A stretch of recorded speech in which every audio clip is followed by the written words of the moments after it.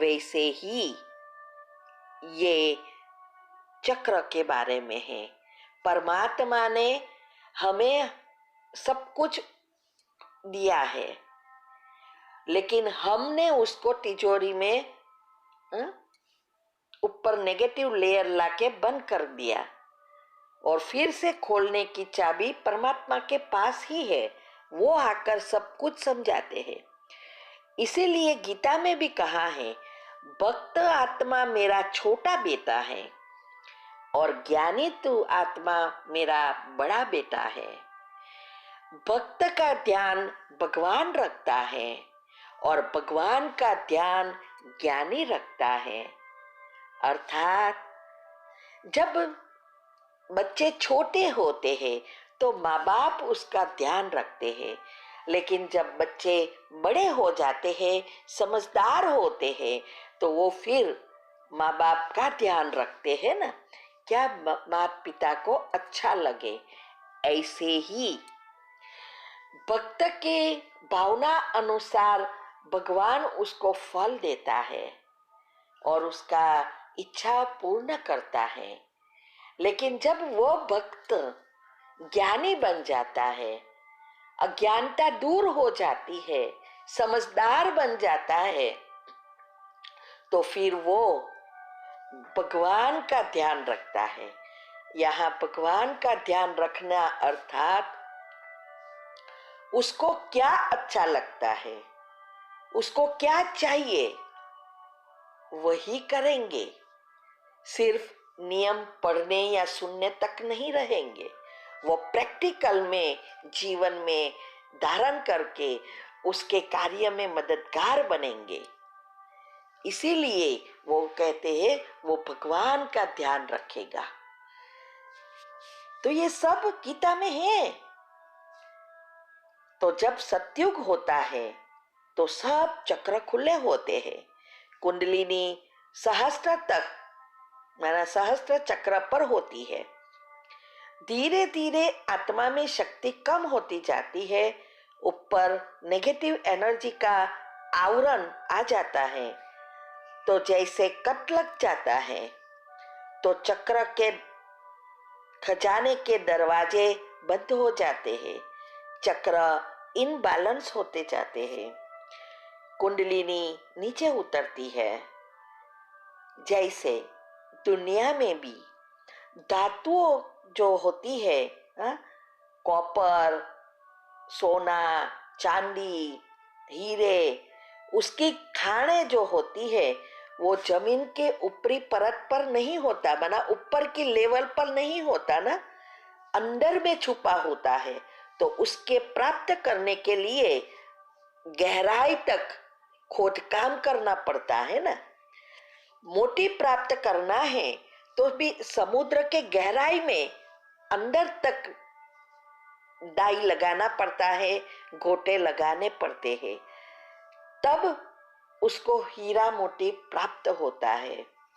सिर्फ दरिया के ऊपर तरने से और ये छपछपिया करने से हीरा मोती प्राप्त नहीं होता।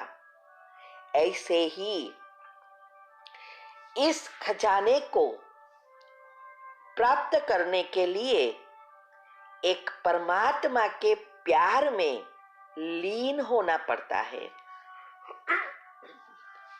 सिर्फ लव नहीं, लव में लीन समा जाना है। ऐसा याद में लीन होना है कि स्वयं परमात्मा हमें याद करे। बच्चे को माँ बाप कब याद करता है? जब बच्चा माँ बाप का कहना करते हैं, संस्कारी होते हैं, तो हमेशा माँ बाप उनको ही याद करते रहते हैं। और जो कहना नहीं करते जो बच्चे और माँ बाप को दुख देता है, उल्टा ही संस्कार बनाता है, उसको माँ बाप कभी भी याद नहीं करता। ऐसे ही यहाँ भी परमात्मा कब याद करेगा? जब हम उनके दिए हुए सब जो नियम है, सब बातों को अच्छी रीति समझकर धारण करके उनके समान बनेंगे, तब वो हमें याद करेगा। इसके लिए दुनियावी चीजों से ममत्व निकालना पड़ता है। उसका मतलब ये नहीं कि सन्यासी बन जाना है। प्रेम तो सबको करना है, सबके साथ रहना है, सब कर्म के हिसाब किताब चुक कर पुण्य का खाता भी बढ़ाना है। पुण्य का खाता बढ़ाना ही कुंडलिनी चक्र खोलना है। तो ये सब घर में रह के करना है, दुनिया को छोड़ना नहीं है। इसमें ही मेहनत है। इसीलिए दुनिया में लोग सोचते हैं कि भगवान को मिलना है तो घर संसार में नहीं रह सकते, और इसीलिए कहते हैं ये कुंडलिनी चक्र गृहस्थी नहीं खोल सकते, संसारी नहीं खोल सकते, उसके लिए संसार को छोड़ना पड़ता है। लेकिन नहीं, परमात्मा ने आके कहा कि गृहस्थ में ही रहो, लेकिन इस कुंडलिनी चक्र को खोलने के जो मैं बात बताता हूं वो प्रैक्टिकल में करो। अंदर की चीजों माना आत्मा की गहराई में जाओ, तब खजाने की चाबी मिल जाएगी, बुद्धि रूपी ताले को खोल सकेंगे। उसके लिए सुपात्र जरूर बनना पड़ेगा। इसमें ही साहस चाहिए। दुनिया में भी माँ बाप को सुपात्र माना संस्कारी बच्चे ही अच्छे लगते हैं ना। तो इस संयम नियम के कारण साधु संत जो संसार को छोड़ के संन्यास करते हैं वही ये चक्र खोल सकते ऐसा मानते हैं। लेकिन नहीं, परमात्मा ने आके बताया संसार में रहकर ही राजयोग मेडिटेशन से ही ये चक्र खोल सकते हैं। आगे बताया कि कौन खोल सकते हैं, ये हमने आगे बताया है। तो साहसी एवं सुयोग्य पात्र को ही व स्पेशल विभूतियों को ही ये वैभव मिल सके। मेरुदंड में स्थित चक्रों को ऐसी सिद्धियों का केंद्र माना गया है जिनकी भौतिक और आध्यात्मिक प्रगति के लिए आवश्यकता रहती है। हम बाहर से अंदर जाने का प्रयत्न करते हैं, अर्थात हमें जीवन में सुख शांति स्वस्थता सब चाहिए, तो वो है आत्मा के अंदर जो चक्रों में छुपी हुई है।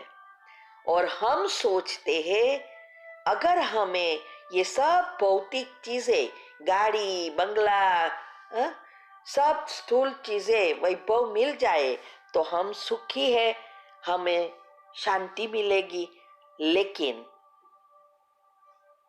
आज सबके पास सब कुछ है, लेकिन सुख शांति नहीं मिलती है। और कहते हैं हमें थोड़ी शांति मिल जाए, लेकिन वो बाहर थोड़ी मिलेगी, अंदर मिलती है। तो पहले जब हमारे पास कुछ नहीं होता, गरीब होते हैं, व्हीकल भी नहीं होता, तब मन में इच्छा रहती है कोई काश हमें साइकिल मिल जाए। साइकिल जीवन में आती है तो इच्छा रहती है स्कूटर मिले। स्कूटर मिल जाता है तो गाड़ी की इच्छा उत्पन्न होती है। तो सेकंड हैंड गाड़ी, पुरानी गाड़ी भी मिल जाए तो भी हमें खुशी होती है, लेकिन सब टेम्पररी रहता है। फिर हमें लालसा उत्पन्न होती है बड़ी गाड़ी प्राप्त करने की, अच्छी न्यू ब्रांड गाड़ी लेने की। फिर मर्सिडीज और आगे लाइन लगती ही है। ऐसी सब चीजों में होता है। और जब हमारे जीवन में सब कुछ मिल जाता है, तब उस चीजों से भी हम बोर हो जाते हैं, क्योंकि शांति नहीं मिलती, सुख का अनुभव नहीं होता। तब हम अंदर से खालीपन लगता है, हाँ? तो अंदर से हम खोखले हो जाते हैं। तो इसके लिए फिर हम क्या करते, हॉलीडे मनाने जाते हैं, हाँ? हिल स्टेशन पर जाते हैं थोड़ा दिन आराम करने। और आजकल तो बहुत अलग फैशन निकली है, हाँ? वो कई हिल स्टेशन पर जाकर गधे और घोड़े पर बैठते हैं। सब चीजें मिल गई, फिर से वहीं की वहीं आ गए। और यहाँ तो अमेरिका में तो नई फैशन निकली है, सब टेंट करने जाते हैं, टेंट में जाते हैं, वहां पिकनिक मनाते हैं और वहां रहने का पैसा लेते हैं। वो कुछ नहीं, वहां कुछ नहीं होता, ना टॉयलेट होती, ना बाथरूम होता, ना गैस होता, ना चूल्हा, खुली जमीन होती है और उसमें हमें खुद का टेंट लेकर जाकर बांधना है, फिर लकड़ी इकट्ठी करनी है और पत्थर लगाकर चूल्हा बनाना है और खाना पकाना है।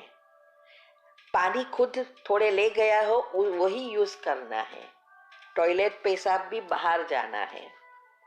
अभी सोचो, इतना सुख, लग्जरियस लाइफ है यहाँ, फिर भी लोग इससे भी अभी बोर हो जाते हैं, शांति सुख का अनुभव नहीं करते, तो थोड़े दिन ऐसे आउटिंग करने जाते हैं और उसका भी पैसा लगता है, रोज पैसा देना है। अभी सोचो, इतना कुछ होकर भी, पैसा देकर भी सुख शांति नहीं मिलती। क्यों? क्योंकि अंदर से खोखले हो जाते हैं।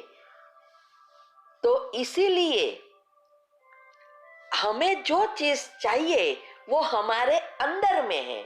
जितनी आप आत्मा में शक्ति भरेंगे उतना हमारे चक्र खुलेंगे और चक्र खुलेंगे तो ऑटोमेटिक स्थूल चीजें, स्थायी चीजें मिलेगी जो कभी भी बोर नहीं करेंगी, क्योंकि दोनों है, सुख शांति स्वस्थता सब है और स्थूल चीजें भी है।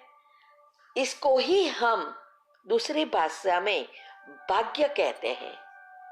तो भाग्य स्थूल चीजों से नहीं बनता, भाग्य बनता है आत्मा की शक्ति भरने से, चक्र खुलने से, और वो भाग्य स्थायी हो जाता है।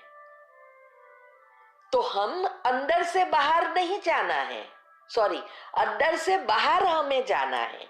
माना अंदर भरो तो बाहर की चीजें मिलेगी।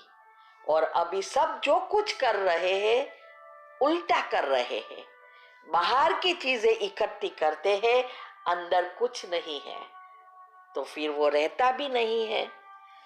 तो ये सब बातें बहुत समझने की है और हम इसके लिए ही सब सेमिनार अरेंज करते हैं, पब्लिक प्रोग्राम करते हैं, सबको अवेयर करने के लिए कि क्या वास्तव में करना है। दवाओं से बचो, सब बीमारियों से कैसे बच सकते हैं, क्योंकि ये दवा ही आपको ज्यादा बीमार कर रहे हैं। ये सब बातें हम public program seminar, health seminar कराते हैं। वो सेवा हम आज 20 साल से कर रहे हैं, जिससे सभी को पता चले कि कैसे हम ये सब कुछ प्राप्त कर सकते हैं, जिसमें कोई साइड इफेक्ट नहीं होती है। जब हम जीवन में खाए पिए रहे तब नहीं सोचते कि इसकी क्या साइड इफेक्ट होगी, लेकिन जब डॉक्टर के पास दवा लेने जाते हैं तो पूछते हैं, डॉक्टर साहेब कोई इस दवा की साइड इफेक्ट तो नहीं होगी ना? तो ये पहले सोचना है, बाद में नहीं, क्योंकि हर दवाई की साइड इफेक्ट होती ही है। आजकल तो बिजनेस हो गया है, कोई एथिक रहा ही नहीं है। इसीलिए ये सब बातें हम रिसर्च करके सबके सामने रखने का प्रयत्न करते हैं और जिससे सबको फायदा हो। प्लीज़ ये सब बातें जो कुछ हम YouTube पर रखते हैं, बहुत रिसर्च मेहनत करके हम ढूंढ कर ये बनाते हैं।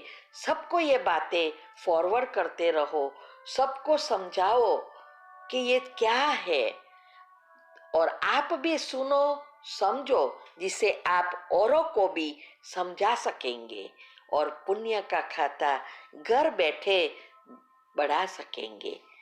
अभी हम अगले चक्र में समझेंगे कि अभी 7 चक्र है क्या, और ये 7 चक्र कैसे खोल सकते हैं, और खोलने से क्या फायदा होता है, कैसे कहाँ जुड़े हैं, ये सब हम डिटेल में अगले चैप्टर में समझने का प्रयत्न करेंगे। ओम शांति।